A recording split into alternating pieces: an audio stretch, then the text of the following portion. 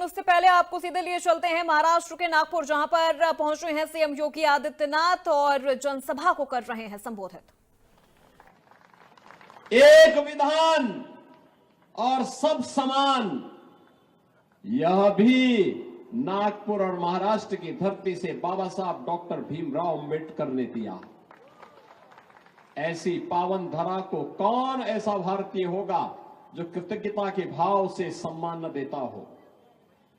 और उसी कृतज्ञता के भाव के साथ हम सब महाराष्ट्र के अंदर इस चुनाव में आपका आह्वान करने के लिए आए हैं। बहनों और भाइयों, चुनाव में कांग्रेस अपनी पुरानी तोता रटंत बातों के साथ फिर से आई होगी। उनका महाअनाड़ी गठबंधन भी आपके पास गुमराह करने के लिए उन्हीं बातों को लेकर के आया है, जिनके कारण देश और समाज की अपूर्णीय क्षति हो चुकी है, बार बार हुई है। ये फिर से जाति के नाम पे बांटने के लिए आए हैं, ये आपस में लड़ाने के लिए आए हैं। महाराष्ट्र की धरती को लव जिहाद और लैंड जिहाद की धरती बनाने के लिए ये लोग फिर से आपके बीच षड्यंत्र करने के लिए आ गए हैं। और इसीलिए मैं तो देख करके भौचक हूं। पता नहीं मेरे किन बातों को लेकर के कांग्रेस के राष्ट्रीय अध्यक्ष श्री मल्लिकार्जुन खड़गे मुझ पर लाल पीले हुए जा रहे हैं। मल्लिकार्जुन खड़गे जी कांग्रेस के वरिष्ठ नेता हैं, राष्ट्रीय अध्यक्ष हैं, केंद्रीय मंत्री रह चुके हैं, वयोवृद्ध नेता हैं। हम उनका सम्मान करते हैं, लेकिन इस उम्र में उनको सच बोलने की आदत भी डालनी चाहिए। खड़गे जी, आप जिस बात को लेकर के मुझ पर लाल पीले हो रहे हैं, मुझ पे लाल पीला मत होइए। कम से कम मुझे धन्यवाद तो दे दीजिए कि मैंने एक सच्चाई सबके सामने रखी है। खड़गे जी का जो गांव रहा है वह बारावती गांव, ये हैदराबाद रियासत, हैदराबाद निजाम के रियासत का हिस्सा था। जब भारत स्वतंत्र हो रहा था तब हैदराबाद के निजाम के रजाकारों ने खड़गे जी के गांव को भी, वहां पे लाखों हिंदुओं का कत्लेआम हैदराबाद निजाम के रजाकारों के द्वारा किया गया था। बाबा साहब भीमराव अंबेडकर ने तब पत्र लिखा था वहां के हिंदुओं के लिए, वहां के दलितों के लिए, कि जिन लोगों पे अत्याचार हो रहा है वे लोग वहां से छोड़ करके सुरक्षित महाराष्ट्र की तरफ आ जाएं। और दुर्भाग्य से श्री मल्लिकार्जुन खड़गे जी के परिवार के सदस्य, उनकी माता जी, उनकी बहन, उनकी चाची और परिवार के कई सदस्यों को भी निजाम के रजाकारों ने जला करके मार डाला था, पूरे गांव को जला के मार डाला था। बहनों और भाइयों, निजाम पर लाल पीला होने की बजाय ये निजाम का इतना दुस्साहस क्यों बढ़ा था? आपकी गणपति की शोभा यात्रा पर पथराव कैसे होता है? रामनवमी के जुलूसों पर पथराव कहां होता है? और 1947 में देश के अंदर काटे गए लाखों हिंदू क्यों कटे थे? बहनों और भाइयों, क्योंकि हम बटे थे इसलिए कटे थे। जाति के नाम पर बटे थे इसलिए कटे थे। बटेंगे तो और एक रहेंगे तो सेफ रहेंगे, एक रहेंगे सेफ रहेंगे, एक रहेंगे तो कोई गणपति की शोभा यात्रा पर फिर हमला करने का दुस्साहस नहीं कर पाएगा। रामनवमी के जुलूसों पर, रामनवमी की शोभा यात्राओं पर कोई हमला करने का दुस्साहस नहीं कर पाएगा। कोई लव जिहाद और लैंड जिहाद करने का दुस्साहस नहीं कर पाएगा। और यही कहने के लिए, यही विनती करने के लिए मैं आपके पास आया हूं। बहनों और भाइयों, मैं तो कांग्रेस पार्टी के अध्यक्ष से कहना चाहता हूं कि मैं एक योगी हूं, मैं एक योगी हूं। मेरा तो सब कुछ हमारी पार्टी ने, हमारे नेता ने तो हमें बताया है, हर काम देश के नाम। मेरा भी हर काम देश के नाम है। मेरा तो पूरा जीवन ही सनातन धर्म के लिए समर्पित है। तो फिर मुझ पे लाल पीला मत होइए। लाल पीला होइए उन लोगों पर, उस निजाम पर, उसके रजाकारों पर और उसके आदर्शों पर चलने वाले उन नेताओं पर जो हिंदू समाज को बांटने का पाप कर रहे हैं, जो जाति के नाम पर समाज को बांटने का काम कर रहे हैं। बहनों और भाइयों, जब ये देश एक भारत श्रेष्ठ भारत की परिकल्पना को साकार कर रहा है, पिछले 10 वर्ष में मोदी जी के नेतृत्व में आपने बदलते हुए भारत को देखा होगा। एक ऐसा भारत जिसकी सीमाएं सुरक्षित हैं, एक ऐसा भारत 2014 के पहले इसी कांग्रेस के नेतृत्व की सरकार थी। पाकिस्तान भारत की सीमा में घुसता था, पाकिस्तान भारत के अंदर आतंकी वारदात को अंजाम देता था। आज नया भारत आप देख रहे होंगे। ये नया भारत छेड़ता नहीं है, लेकिन कोई छेड़ता है तो छोड़ता भी नहीं है। आज भारत अपने देश के अंदर 80 करोड़ लोगों को फ्री में राशन की सुविधा पिछले 4.5 वर्षों से दे रहा है। और पाकिस्तान के अंदर एक रोटी के लिए लोग तरस रहे हैं। भारत की आबादी 140 करोड़, 80 करोड़ लोग पिछले 4.5 वर्ष से फ्री में राशन की सुविधा हर माह प्राप्त कर रहे हैं। और पाकिस्तान है 23 करोड़ की कुल आबादी, और वह भी रोटी के लिए मोहताज है। बहनों और भाइयों, ये नया भारत है, सीमाओं की सुरक्षा करना भी जानता है। अपने देश के अंदर आतंकवाद की जड़ कश्मीर की धारा 370 को सदैव के लिए रसातल पर पहुंचाने का भी हिम्मत रखता है।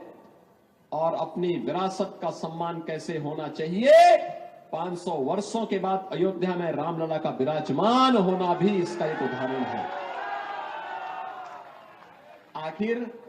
आखिर यह काम कांग्रेस भी तो कर सकती थी।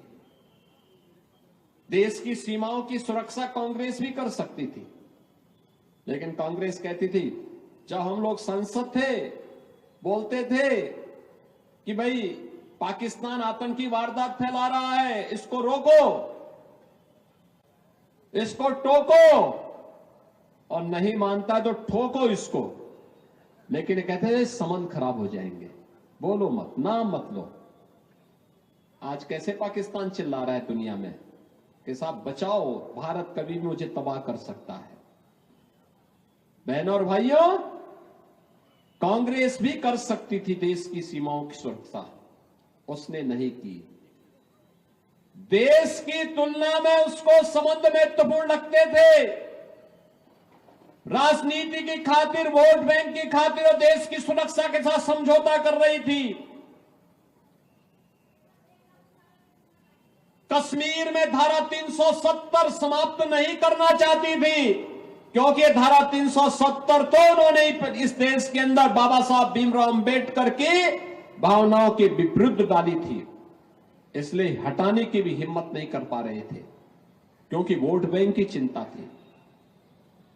बहनों और भाइयों, कांग्रेस भी अयोध्या में राम मंदिर का निर्माण कर सकती थी, अवसर मिले थे, नहीं किया।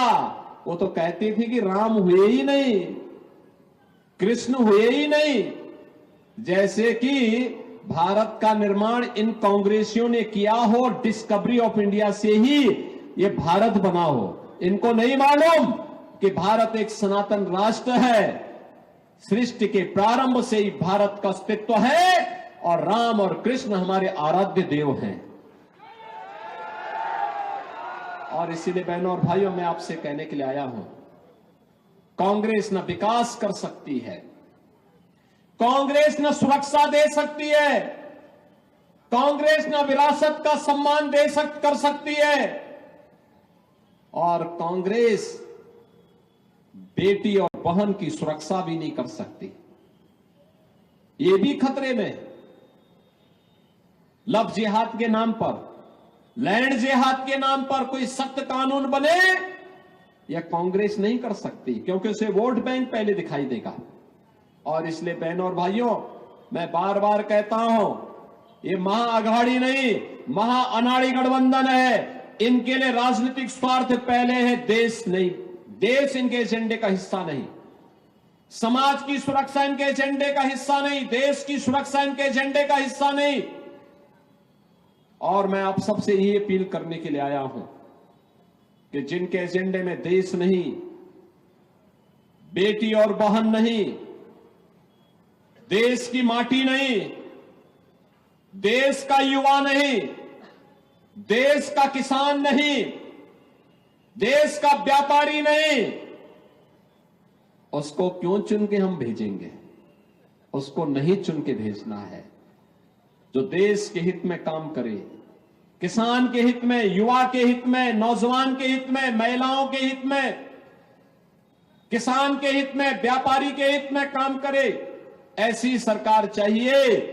और यह कार्य डबल इंजन की सरकार कर सकती है। डबल इंजन की भारतीय जनता पार्टी की महायुति गठबंधन की सरकार कर सकती है।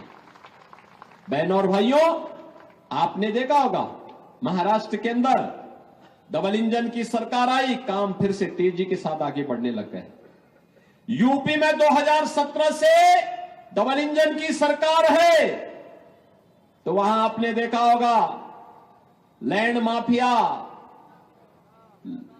लैंड जिहाद के नाम पर, लव जिहाद के नाम पर जो लोग पिछली सरकारों में कुछ करते थे, वे या तो यूपी छोड़ चुके हैं या फिर जहन्नुम की यात्रा में जा चुके हैं। अब वहां नहीं कुछ होता। बहनों और भाइयों, जितने दुर्दांत माफिया थे वहां के, वे सब भी राम नाम सत्य है की यात्रा में जा चुके हैं। और इसीलिए मैं आप सब नागपुर वासियों को आह्वान करने के लिए आया हूं। 20 नवंबर को चुनाव है। हरियाणा ने हैट्रिक लगा करके साबित कर दिया है कि देश को भाजपा ही आगे बढ़ा सकती है और विकसित भारत की परिकल्पना को केवल भाजपा साकार कर सकती है। महाराष्ट्र और झारखंड के अंदर भी चुनाव है। झारखंड के अंदर कल पहले चरण का चुनाव होना है और 20 नवंबर को दूसरे चरण का, अंतिम चरण का चुनाव होना है। मैं महाराष्ट्र वासियों से कहूंगा, झारखंड तय कर चुका है कि डबल इंजन सरकार ही बेटी, रोटी और माटी की रक्षा झारखंड के अंदर कर पाएगी और केवल भाजपा कर पाएगी। और यही आह्वान महाराष्ट्र से मैं करूंगा कि भारतीय जनता पार्टी ने अपने योग्य प्रत्याशी आपके बीच में दिए हैं। हमारे प्रदेश अध्यक्ष चंद्रशेखर बावनकुले जी भी इसी नागपुर से चुनाव लड़ रहे हैं, लेकिन महाराष्ट्र के अंदर घूम रहे हैं, अभी अपने विधानसभा क्षेत्र में नहीं गए। वे तो भारी बहुमत से जीतेंगे, इसमें कोई संदेह नहीं है, और सबका आशीर्वाद, नागपुर का आशीर्वाद उनको प्राप्त होगा। लेकिन भारतीय जनता पार्टी ने नागपुर मध्य से श्री प्रवीण दटके को और दक्षिण नागपुर से मोहन मते को अपना प्रत्याशी बना करके भेजा है। आप इन सबको अपना आशीर्वाद देंगे? इन प्रत्याशियों को आपका आशीर्वाद मिलेगा? भारी बहुमत से विजयी बना के भेजेंगे? दोनों हाथ उठा करके बोलो नागपुर वासियों, जहां तक आवाज जा रही है, दोनों हाथ उठा करके दोनों प्रत्याशी यहां करके अपनी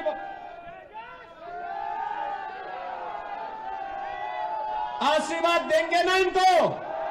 सभी लोग सहमत हैं? घर घर जाकर के एक एक व्यक्ति से अपील करेंगे